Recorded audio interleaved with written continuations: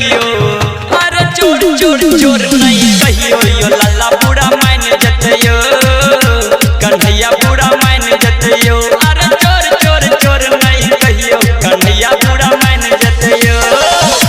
कन्हैया बुरा मान जतयो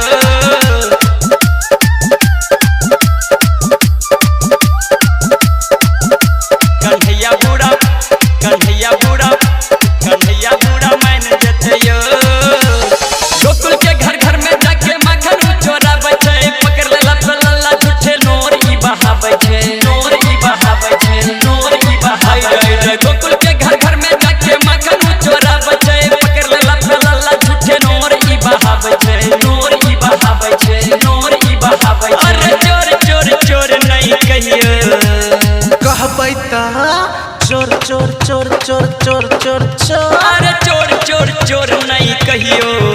अरे चोर चोर चोर नहीं कहियो यो लाला बुरा मान जतयो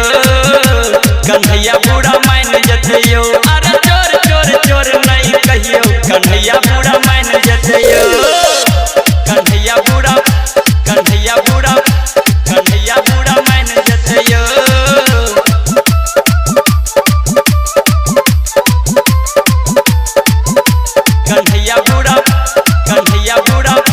कन्हैया बुरा मान जतयो चीर चुरा के काना चुके उंगली दिखावे छै सत्यम सिंघम गाब के सुनावे छै चीर चुरा के काना चुके उंगली दिखावे छै सत्यम सिंघम गाब के सुनावे छै अरे चोर चोर चोर नहीं कहियो कहबै त चोर चोर चोर चोर चोर चोर चोर अरे चोर चोर चोर नहीं कहियो अरे चोर चोर चोर नहीं कहियो यो लाला बुरा मान जतयो